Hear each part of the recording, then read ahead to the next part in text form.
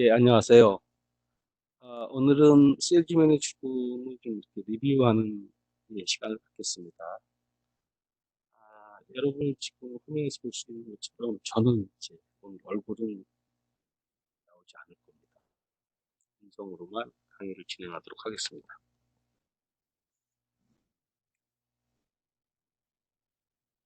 예, 이 극은 아메리칸 드림과 1940년대 후반의 경쟁적이고 물질주의적인 미국 사회에 대한 사실 신랄한 비평이라고 할 수 있죠. 대공황을 겪고 나서 사람들이 가정적으로, 국가적으로뿐 아니라 이 소시민들이 가정에서 어떤 식의 어떤 비극적 상황을 경험하고 있는지를 한 외판원의 어떤 삶과 죽음을 통해서 비판하고 있는 글이라고 할 수 있습니다. 제가 지난해 강의 시간에 말한 것처럼 그래서 이 작품은 정말 엄청나게 공연이 됐어요. 이 극의 줄거리는 윌리 로만이 성공하기 위해 노력할 때 과대망상 뒤에 있는 보통 사람 윌리 로만과 그의 실패를 특징으로 하고 있습니다. 그러니까 읽어보셔서 이미 다 알고 있지만 여러 가지 점에서 성공하고 싶어 하지만 사실은 이제 그리고 한 그 가장으로서 아버지로서 남편으로서 사실 어떤 측면에서 보면 상당히 성실하게 살아왔지만 로만이라는 인물이 갖고 있는 꿈과 또 그걸 자식들에게 이렇게 전하는 어떤 방식 이런 것들이 사실은 어찌 보면 그 사람의 어떤 삶의 목표와 꿈이 실패로 부정지어질 거다라는 걸 예측할 수 있게 만들었어요. 세일즈맨의 죽음은 이런 표현주의 장면에 과거와 현재가 뒤섞인 윌리 로만이라는 예판원의 비극적인 이야기를 다루고 있죠. 예, 이건 제가 말씀드렸지만 아리스토텔의 비극적 영웅이라고 흔히 말하는 나좀 트래직 히어로라고 말하는 그것과는 좀 다른 측면의 얘기를 하고 있어요. 그러니까 우리가 흔히 이제 특히 셰익스피어를 위시로 하는 어떤 비극 이렇게 말할 때는 주로 이 아리스토텔의 어떤 이 비극적 영웅, 즉 시학에 나오는 이 트래직 히어로라는 기준에 많이 부합한 인물을 우리가 보통 비극적 영웅이라고 하는데 이 아담 밀러는 좀 다르게 해석을 하고 있죠. 아리스토텔은 자신의 몰락의 근원을 보기 전까지 인간은 영웅이 될 수 없다. 라는 전제하에 이런 것들에 이제 맞는 인물을 비극적 영웅이라고 봤어요. 보통은 노블벌스, 말하자면 고귀한 태생, 주로 귀족 태생들이고요. 그다음에 비극적 결함이 좀 있어야 되고 그 인물에게는 그걸 하마티아라고 좀 이렇게 말하기도 하고 트래직 플로우 이렇게 말하기도 하는데 어쨌든 결과적으로 한 주인공이나 한 인물이 이렇게 몰락하게 되는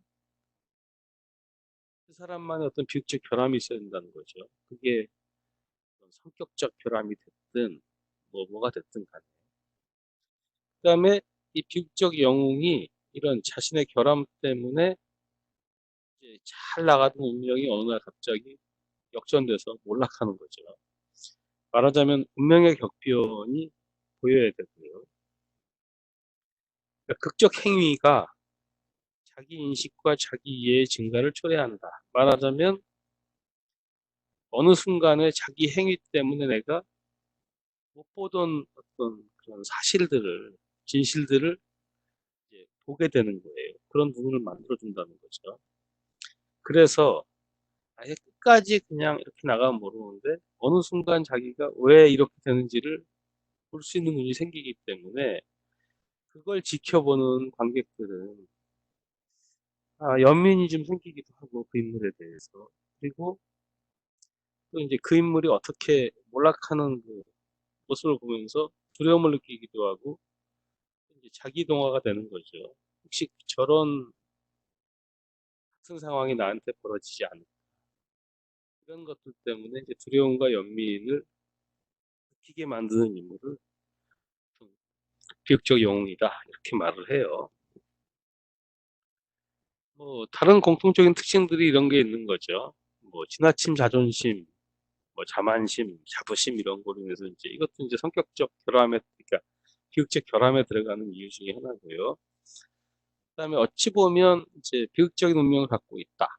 이건 이제 제가 가끔 예를 들었던 오이디푸스처럼 이제 태어나기도 전부터 이렇게 정해진 놈들이 있으니까. 그리고 액션을 통해서 이제 자기가 몰랐던 어떤 진리를 보는 눈이 생기기도 하고 자신의 운명을 이제 알게 되기도 하죠. 비극적인 영웅은 보통 왕이나 지도자다. 이건 이제 아까 노블볼스라는 말을 이런 식으로 쓴 거고, 영웅의 고통은 의미가 있어야 한다.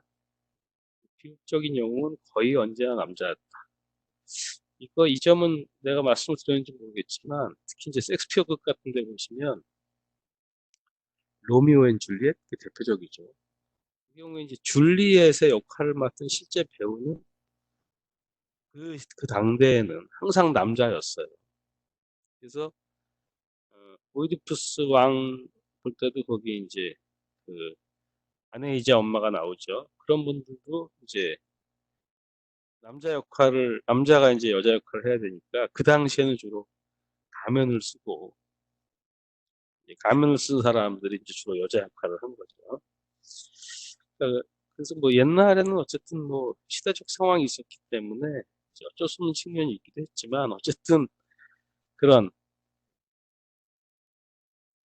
우리가 말하는 비극적 영웅은 어쨌든 여성은 없었어요. 그리고 유일하게 한 명이 아마 예외적으로 있을 텐데요. 그게 아마 클레오파트라? 안토니오와 클레오파트라라는 그 섹스피어극에서 클레오파트라는 아마 그 일종의 이제 클레오파트라가 이렇게 무너지는 모습을 보여준 거기 때문에 그 경우에는 이제 여성이라고 할 수 있겠죠.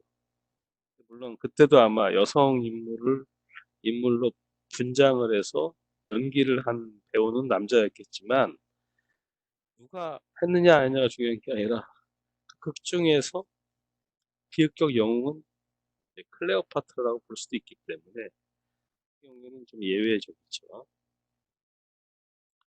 현대 비극 작가 밀러는 영감을 얻기 위해 그리스인들, 특히 소포클레스를 이제 주로 많이 봤다고 말하고요.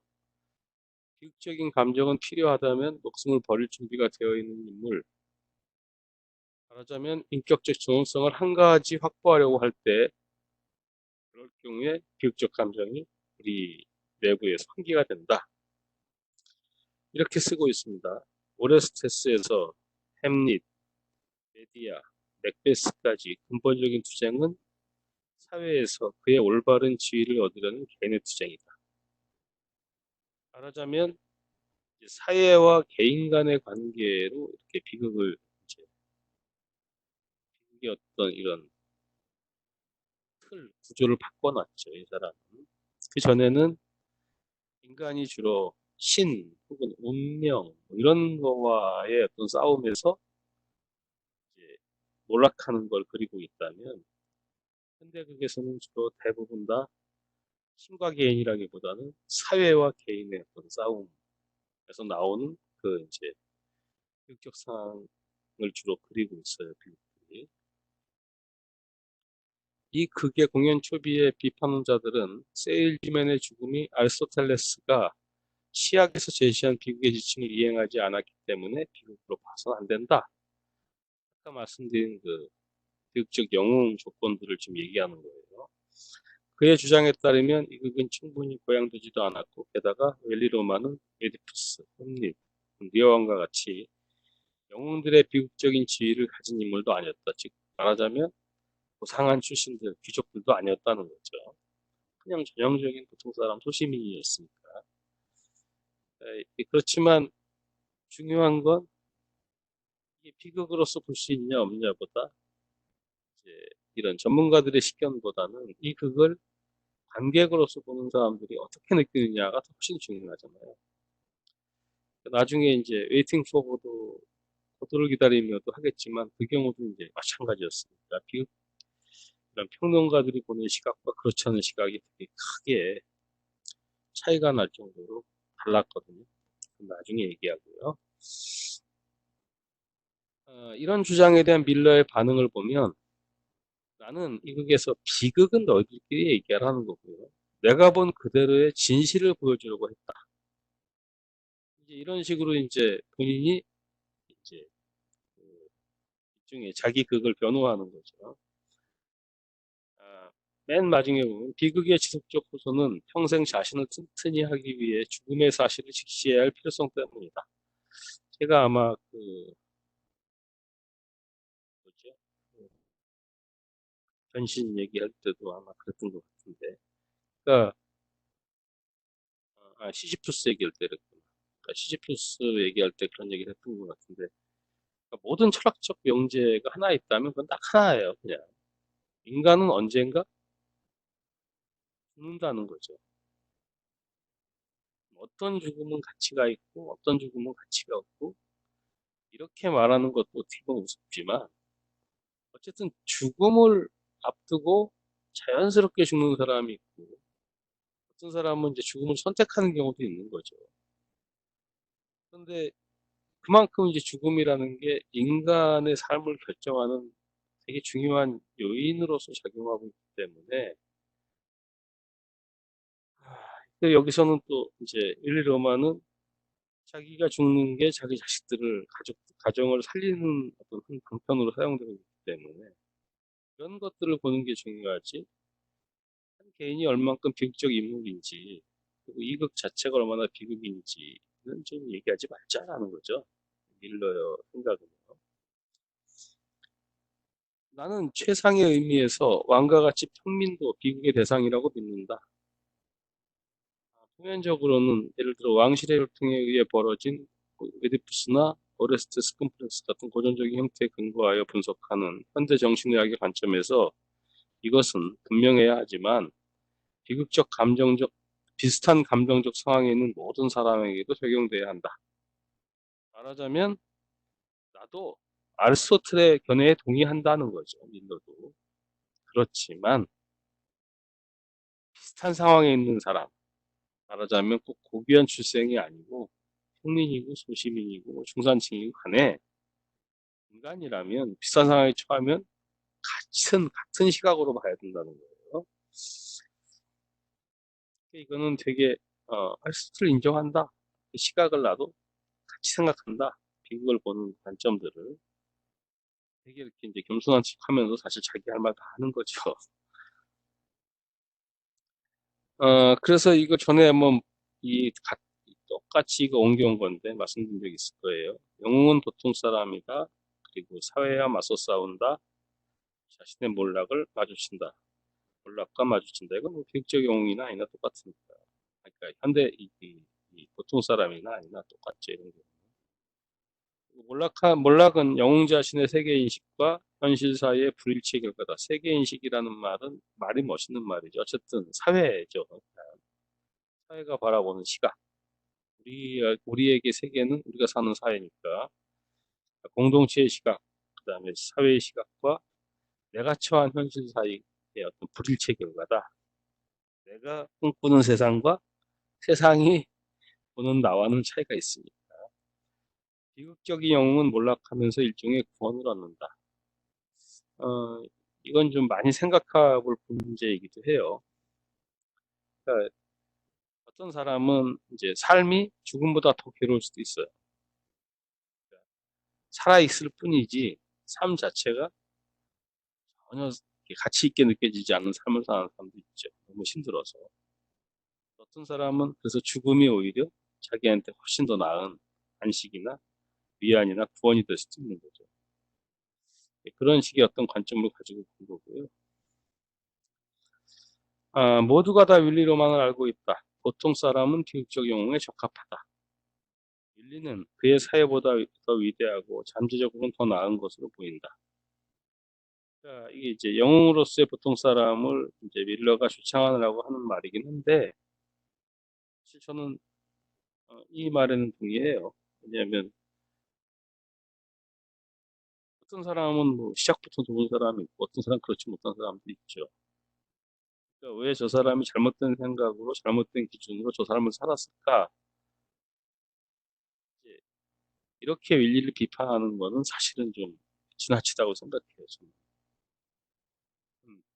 그런 식으로 자기가 어려서부터 아버지한테 버림받고 자기가 사랑받지 못하고 컸기 때문에 어찌 보면 이제 자기의 삶의 경험이 자기의 삶의 원칙이 되고 기준이 된 거지 배운 게 아니죠. 배우지 못한 것 때문에 좀 삐뚤어지고 잘못되고 이런 방향으로 나갔을지 모르지만 그래도 아버지로서 역할을 열심히 하려고 노력을 한 건 사실이니까 그걸 탓하고 있으면 그럼 세상이 다 잘못된 거죠. 그래서 저는 이 마지막에 윌리는 그의 사회보다 더 위대하고 더 나은 것으로 보인다고 생각해. 얼마 전에 어떤 그 아나운서가 자기 아버지는 여자 아나운서가 아버지는 이제 막노동자다 뭐 이런 식의 그 책을 쓴 건지 기사인지 하여튼 본 것 같은데 사실은 어찌 보면 내 아버지가 무슨 일을 하시든 간에 나를 이렇게 잘 키워주셨고 나는 그 아버지 그런 아버지 어머니 보면서 감사하게 여겼고 더 열심히 했고 그래서 여기까지 왔다 이런 얘기를 하고 싶은 거잖아요. 그리고 사실 그게 부모 자식 간의 관계를 보면 마땅한 일일 수도 있고요. 그리고 이제 칭찬받아야 되는 일이죠. 그런데 이제 세상은 그런 게 어떤 어떻게 보면 당연한 일이 아니라 이렇게 언론을 통해서 공개되고 그래야만이 주목을 받고 할 정도로 다른 시각으로 보는 세상이 돼버린 거죠, 지금. 네, 참 안타깝죠. 이런 세상이. 이거는 좀 넘어갈게요. 나중에 보세요. 읽어야겠다. 이제 왕이 없는 우리가 우리 역사의 이 밝은 실마리를 잡아서 그것이 우리 시대에 이끌 수 있는 유일한 것인 보통 사람의 마음과 정신까지 따라갈 때가 된 것 같다고 말한다. 왕이 있는 나라가 몇몇 나라가 있긴 하죠. 그렇지만 옛날 같이 이제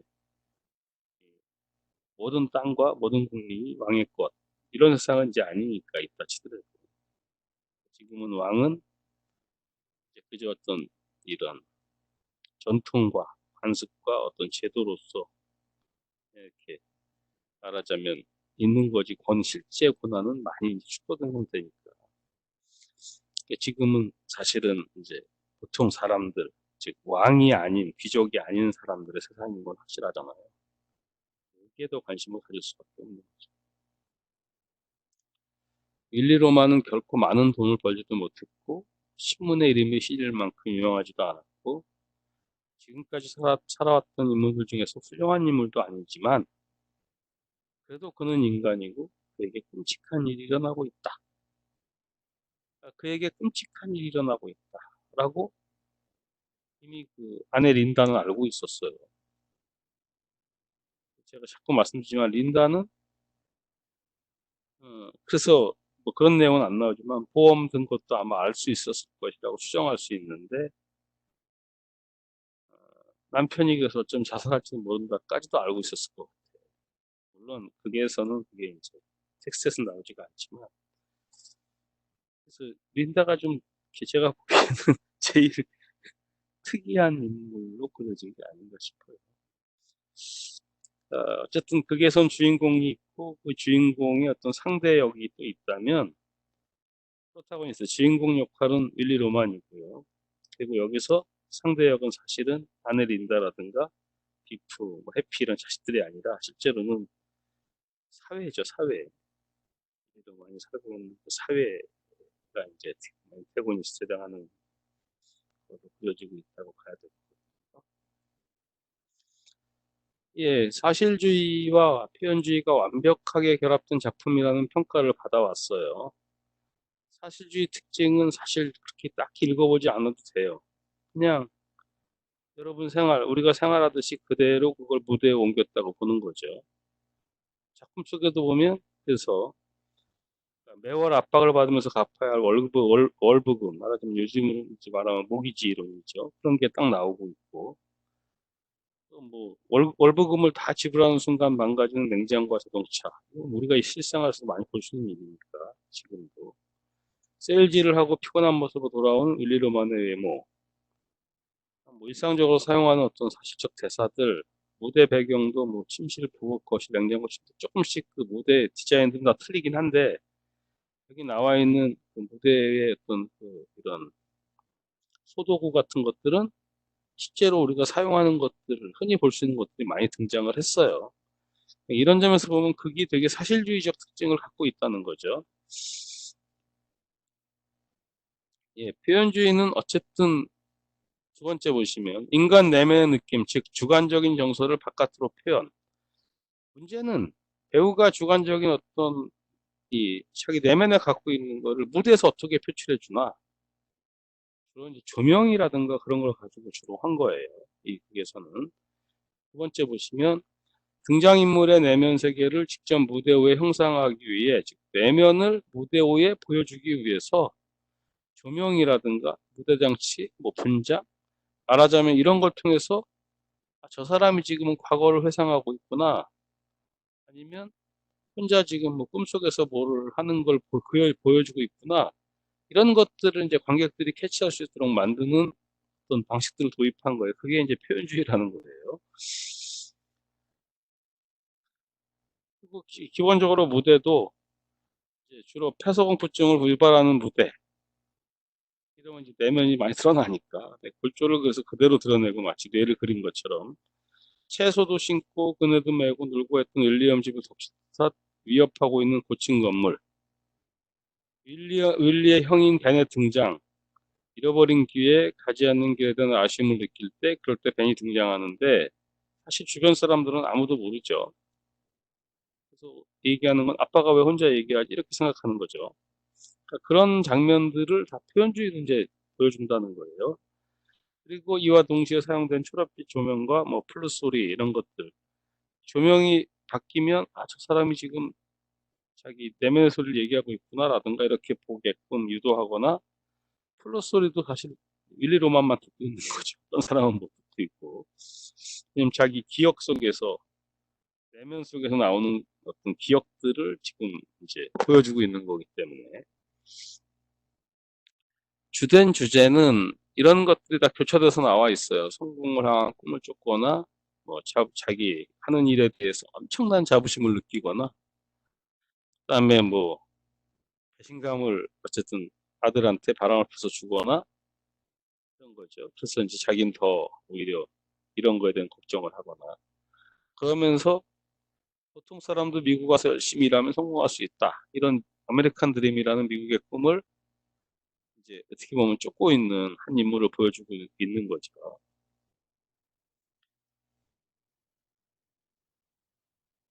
예.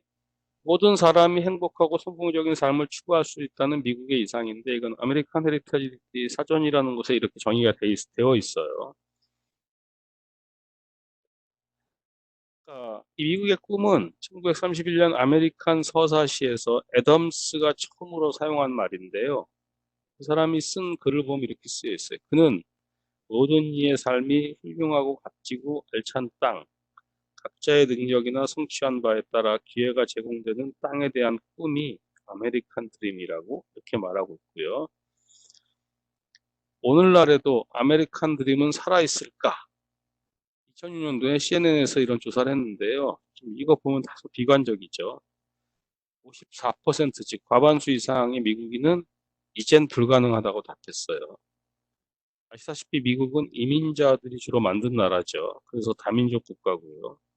그런데 이민자들은 희망의 신대륙에서 열심히 노력하면 부자가 될 수 있다고 믿고 살았는데 지금은 오히려 그게 이렇게 되는 거죠. 빈부격차만 심화되고 말하자면 인종 간의 어떤 계급의식이 생기고 이런 이제 부작용이 좀 생기고 있어요. 아메리칸 드림에 대한 회의가 절반을 넘게 된 가장 큰 이유는 미국에서 빈부격차가 심화됐기 때문이다. 미국은 어쨌든 역사상 처음으로 흑인 대통령이 됐고요. 물론 민주당 대통령이었고 그 다음에는 이제 바뀌어서 공화당 대통령인 트럼프가 됐어요. 그런데 유독 어쨌든 이 대통령이 되고 나서 백인 미국 중심주의라든가 백인 우월주의라든가 총기 문제라든가 이런 게 되게 많이 생기고 있잖아요. 그리고 이제 사업가로서의 자기 그 마인드를 그대로 대통령 역할에도 자기가 좀 투영하고 있어서 그런지 모르지만 주로 다 동맹도 중요하지 않고, 뭐도 중요하지 않고, 구체적인 어떤 파트너 중요하지 않고, 오로지 돈 계산만 하고 있다고요. 그런 이제 대외적으로 그렇게 하니까 대내적으로도 사실 점점 더 이런 이제 인종 간의 계급 간의 빈부 격차가 많이 벌어지는 이 계급 간의 점점 이제 갈등이 더 심화되고 있는 상황이죠. 뭐 요즘도 보니까 이 코로나 때문에 오히려 백인들이 마치 놀이하듯이 흑인을 사냥감으로 알고 사살해서 죽이고 이런 일이 벌어지고 있는 것 같아요. 우려스럽죠. 예, 주요 주제 성공이라는 걸 보면 뭐 이런 건 뭐 얘기했던 거니까 그냥 넘어갈게요. 성공, 자부심, 배신, 미국의 꿈 이런 거. 작은 죽음들이 좀 나와 있죠. 뭐 이 죽음이라는 것을 가지고 본다면 비프와의 관계도 어떻게 보면 끝났고요. 빌리가. 물론 이런데 빌리가 죽고 나서 비프는 다시 아버지에 대한 관계를 되살리는 모습을 보여주니까 결코 그렇게 되지 않았던 존중, 동지의 감사를 오히려 사업에 포함시킨 시대의 죽음. 그러니까 어떤 사람 간의 관계로, 아는 사람 관계로, 인상으로 잘 대해주고 이런 건 사실 보면 비즈니스 세계에서 적합한 일은 아니죠. 하지만 다른 측면에서 보면 정확한 게 디지털이면 그렇지 못한 게 조금 아날로그적인 측면이 있는데 그런 건 사라지는 거죠. 그러니까 그런 거에 대한 아쉬움이 좀 있는 거예요. 그래서 비프가 스타 운동수가 되기를 바라나 사실은 그렇죠. 그래서 희망의 죽음. 도시 고층 빌딩이 그의 공간을 지배하면서 평온을 제공했던 정원의 햇빛을 상징적으로 차단하는 가정에 대한 그의 희망의 죽음. 이걸 죽음이라고까지 말해야 될까라는 거는 좀 논란의 여지가 충분하지만 어쨌든 나중에 이제 극 말미에 이렇게 새싹을 심는 장면이 나오잖아요. 화분에다가. 사실은 그건 다시 이 새싹이 잘 올라와서 열매를 맺고 아니 꽃을 피우고 이러기를 바라는 건데 사실 그런 희망은 이미 심을 때부터 사실 절망이죠. 왜냐하면 주변이 쭉 고층 건물로 싸고 있으면 햇빛이 들어오겠어요. 바람이 들어오고 이 새싹이 잘 자랄 가능성은 이미 상당 부분 없는 상태이기 때문에 그렇지만 윌리는 그런 생각으로 심었겠죠. 이게 자라듯이 아이들도 희망을 갖고 자라기 우리 이 가족들도 희망을 갖고 살길 이런 걸 바라겠지만 쉬운 일은 아니죠. 저는 전에 했으니까 살짝 넘어갈게요. 예, 윌리 로만은 결국 죽는 캐릭터지만 어쨌든 상당히 비유적으로 쓴 거예요. 어, 이 연극은 이막으로 된 서적인 대화와 마지막에 레퀴엠으로 이루어져 있어요. 제목의 첫 단어 데스는 주인공 윌리 로만의 죽음뿐 아니라 자신의 가족을 위한 삶의 어떤 삶과 경력과 이런 희망 이런 것들이 다 죽는 걸 가리키는 말로 사용되고 있죠. 레퀴엠은 휴식과 죽은 사람을 기리기 위한 노래, 예배, 미사 이런 걸 의미해요. 윌리와 달리 존경받을 지위를 성취한 뛰어난 세일즈맨 데이브 싱글맨을 언급할 때 윌리는 세일즈맨의 죽음이라는 표현을 써요. 말하자면 그런 의미가 있겠죠. 그러니까 세일즈맨의 죽음이라는 말은 뛰어난 세일즈맨이 됐을 때 쓸 수 있는 표현인 것 같아요. 왜냐하면 데이비 생글맨이 죽었을 때는 전국에서 그 사람이 세일즈맨의 어떤 표본이었기 때문에 많은 외파원들이 왔지만 빌리는 본인이 죽었을 때는 못 받겠지만 죽어서 자기가 죽었을 때는 정말 초라하게 왔죠. 친구와 친구 부자하고 자기 가족밖에 없으니까. 셀즈맨은 미국과 미국의 사회와 가족의 가치 그리고 아메리칸 드림에 대한 근본적인 의문을 제기한다. 이 그거에 어떠한 보편적 요소가 미국적 특성을 초월하고 있을까? 윌리가 실패한 상당 부분은 그 자신이 잘못된 꿈을 쫓았기 때문이다. 가운데 있는 말이요. 어떤 보편적 요소가 미국적이라는 것을 초월하고 있을까?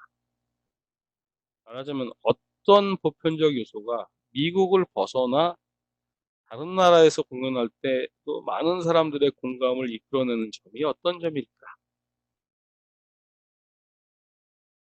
이제 아까 처음에 말한 것처럼 아리스토텔이 말하는 비극적 영웅이 아니라 밀러가 말하는 보통 사람의 죽음이기 때문에 그걸 지켜보는 많은 보통 사람들이 공감을 하게 되는 거죠. 그런 점에서 미국적 특성을 초월하고 있는 겁니다. 어, 잘못된 꿈의 결과라는 게 사실 되게 중요한데, 사실 이거는 이제 여러 가지를 야기할 수 있는 어떤 그 토픽이 될 수도 있어요. 요즘 식으로 말하면 사실 그 꿈이 꼭 필요한 일이었나 하는 것, 이런 근본적인 질문도 할 수 있고요. 그다음에 할 줄 아는 게 이거밖에 없는데 이게 잘못된 거라고 하더라도 그러면 이걸 바꿀 수는 조금의 시간이 나한테 시간과 그다음에 경제적인 여유가 나한테 조금 좀 있어야지 다른 거로 바꿀 수 있는데 그렇게 할 수 있는 게 없으면 자기 일을 바꾸거나 전환시킬 수가 없는 거죠. 거기다가 윌리 같은 경우에는 이제 잘못된 생각과 착각이 있잖아요. 자기 일을 잘하고 있다고 생각하고 있기 때문에 바꿀 생각조차 하지 못하는 거죠. 그런데 그게 어쨌든 보여주는 내용만 보면 사이사이 자꾸 나오죠. 손으로 하는 일을 잘하는 사람인 것처럼 집에 있는 것도 다 본인이 만들고 했으니까. 윌리는 뉴잉글랜드를 회사를 위한 새로운 지역으로 생각하지만 사실 이건 윌리의 생각일 뿐인 거고 제가 보기엔 그 속에 린다도 그렇고 아들들은 어리니까 모르지만 린다도 그렇고 친구도 그렇고 이 극을 연극으로 보는 관객이나 책으로 읽는 독자나 읽으면서 이 사람은 뉴 잉글랜드로 가면 성공할 거다라고 생각하는 사람은 사실 없을 거예요. 윌리가 항상 갈망하지만 결코 성취하지 못한 남성들의 존경을 판매 실적을 통해 찾을 수 있을 것이라고 믿는다. 이와 같이 호감을 받고 싶은 욕구는 그가 아버지와 형의 사랑에서 거부당한 것을 숨겨낸 것이다. 자신을 실패자라고 여기고 더 이상 그는 자신을 속일 수 없다. 그래서 비프에게 내 머릿속에는 이야기가 남아있지 않아 하고 말하는 거죠. 지금은 이거와 다른 얘기지만 스토리텔링 시대예요. 그러니까 아무것도 아닌 것 같아도 그거를 어떤 식의 이야기로 만들어내냐에 따라서 사람들의 관심을 받게 되고 공감을 받게 돼요. 그러니까 스토리텔링이 그래서 되게 중요한 세상이 됐는데 이건 물론 40년대 얘기긴 하지만 지금 시대에도 이런 표현을 많이 쓰는 거죠. 사람이 내 머릿속엔 이야기가 남아있지 않아. 이게 죽음을 암시하는 말이라든가 실패자를 얘기하는 거라든가 역까지 가지 않는다 치더라도 적어도 누군가 그런 말을 하면 금방 느낄 수 있는 거죠. 지쳤구나, 저 사람. 많은 어떤 그런 열정이라든가 희망이 많이 사라졌구나. 이런 것들은 금방 알 수 있죠. 지금 시대에도.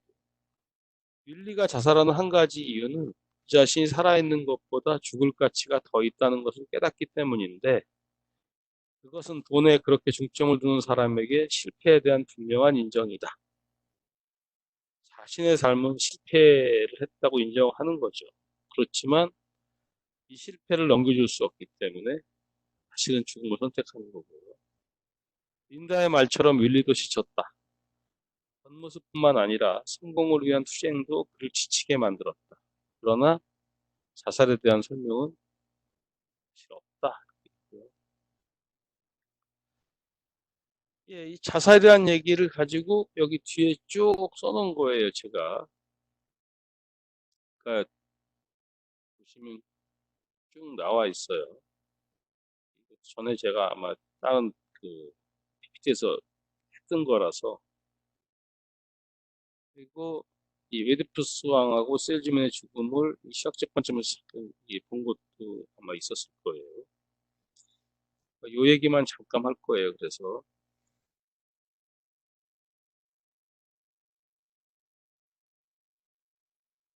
윌리가 벤에게 맨 밑에 보시면 아빠가 내가 아기였을 때 떠났기 때문에 나는 그와 대화할 기회가 없었다.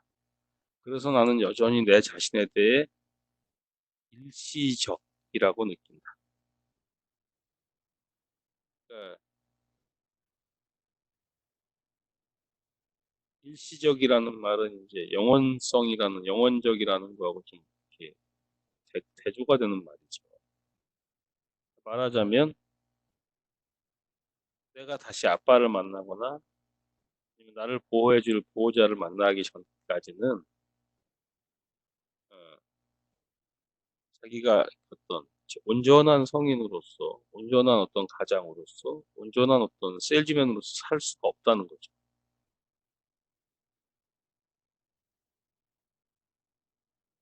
그러니까 이게 나는 그래서 크지 못한 아이다. 이래버리면 좋은데 아이도 아닌데 본인은 여전히 성인 노릇을 제대로 하지 못하는 사람이라는 것을 어디서 찾고 있냐면 아빠가 떠난 걸 찾고 있으니까 안타깝죠. 다시 위로 올라가면요. 자살이라는 이미지는 범행 동기가 너무나 뒤섞여 있어서 이루 다 말할 수 없고 그러면서도 까다로운 진술이다. 복수가 그 안에 있었고 살아있는 자에게 재산을 물려주고 공허함에서 벗어나는 사랑의 힘이자 승리였다. 그것으로 마지막 장면에서 평화로운 이미지를 갖게 되었다. 어디다 복수를 했을까요? 윌리로만. 날 떠난 아버지겠죠. 그렇죠? 살아있는 자에게 재산을 물려주고 사랑의 힘이자 승리. 이거는 남아있는 이제 아내와 가족이고요. 두 아들. 그러면 이제 윌리 입장에서는 일시적인 존재로 느끼는 나의 어떤 삶의 가치에 대한 복수도 이루고, 그다음에 내 죽음으로 살아있는 남은 가족이 살 수 있는 어떤 토대를 만들어주고, 그러면 이제 아들로서, 한 사람의 아들로서, 그리고 한 가정의 남편이자 이제 아이들의 아버지인 가장으로서 어쨌든 죽음을 통해 자기 일을 다 하는 거죠. 그래서 결국은 그 결과가 평화로운 이미지로 마지막을 채울 수 있는 거라는 거예요. 이런 게 사람을 돌아버리게 만드는 거죠. 제가 말씀드렸는지 모르겠는데 수업 시간에 네거티브 다이어렉틱이라는 말이 있어요. 우리말로 부정의 변증법이라는 건데 무슨 얘기냐면 이런 거. 제목이 복수야, 책 제목이. 그래서 쭉 읽어봤어요. 복수에 대한 내용으로 가득 찼어요. 그 책 전체가. 책을 딱 덮은 순간 나한테 어떤 느낌이 드냐면 복수하면 안 되겠구나. 오히려 용서해야겠구나. 이런 느낌이 드는 거예요. 책은 제목이 복수고 책 내용도 복수하는 방법, 뭐 복수란 무엇인가, 뭐 이 맨 그 복수 내용만 들어있는 거야. 그걸 다 읽고 났는데 나한테 오히려 주는 메시지는 내가 받은 메시지는 아, 복수하지 말아야겠다. 우리 용서를 해야겠다. 이런 느낌을 좀 정반대. 변증법이라는 거는 알죠. 우리가 정반합 이론이라고 흔히 말하는데 발을 정자 쓰고 반대할 때 반자를 쓰고 그 다음에 합자, 합할 합자 써요. 합칠 합자. 그러니까 무슨 얘기냐면 옳은 게 있어요. 그 옳은 걸 반대하는 사람들이 있죠. 반대하는 주장이. 그러면 옳은 주장과 반대 주장의 좋은 점들을 싹 모아가지고 그걸 합한 의견으로 또 만들어요. 정반 합이 되죠. 그럼 합이 다시 정이 되는 거야. 반대와 원래 옳다고 하는 것과 반대 의견을 다 모은 게 합인데 이게 이제 정의되니까 또 여기에 반대하는 사람이 또 나와요. 또 좋은 걸 따서 합을 만들어. 이게 반복되는 거예요. 이게 이제 다이어렉틱, 우리말로 하면 변증법이라고 흔히 말하는 거죠. 부정의 변증법이냐 뭐냐면 복수라는 책을 읽었는데 희한하게 나중에 가다 보면 마지막 내가 받는 메시지는 복수가 아니라 용서라는 메시지를 받는 거예요. 또 뒤집어서 얘기할 수 있겠죠. 용서라는 책 제목을 가지고 난 읽었는데 나중에는 느낌은 무슨 수를 쓰더라도 내가 복수해야겠다. 이런 메시지를 줄 수 있겠죠. 그러니까 결국은 삶과 죽음이라는 두 가지 어떤 걸 가지고 보면 죽었는데 무슨 의미가 있어요. 자살이 됐든 병사가 됐든 즉 그 죽은 주체는 죽음으로 끝나는 거잖아요. 이 죽음이 의로운 죽음이라고 뭐 이렇게 하더라도 글쎄 우리 독립운동을 했거나 이렇게 이런 사람 말고는 결국 자식이나 아내만 기억해 주는 거지 누가 이렇게 생각해 주겠어요. 죽음으로 내 삶은 끝나는 거죠. 그런데 여기 뭐라고 표현했냐면 사랑의 힘이자 승리였다. 이렇게 표현하고 있잖아요. 아서 밀러는 작가로서 그렇게 쓰고 싶었겠지만 이게 물론 드라마라는 어떤 픽션이니까 실제 삶이었다면 죽음이라는 것은 죽음과 삶에서 죽음이라는 것은 되돌릴 수가 없는 거잖아요. 삶은 실수에 따라 되돌릴 수 있지만 죽음은 이미 끝나는 거죠. 근데 그거를 오히려 이렇게 정반대로 표현을 하고 있어요. 사랑의 힘이자 승리였다. 이게 만약에 극이니까 허구니까 이런 얘기를 할 수 있는 거지. 이게 현실이라면 저는 이런 점엔 동의 못해요. 현실이라면 사랑의 힘이자 승리였다가 아니라 그저 그냥 본인의 패착이죠, 패착. 더 힘들게 살때도 살았어야지.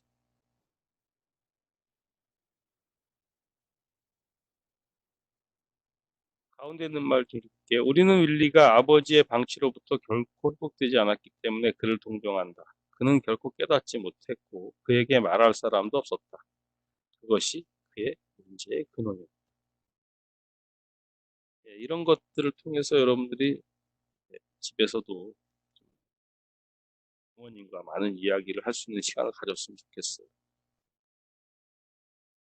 어느 순간 되면 이제 내 살과 같고 내 피와 같은 자식이 그 순간 보면 내 앞에 서 있는 게 벽이 되는 거죠.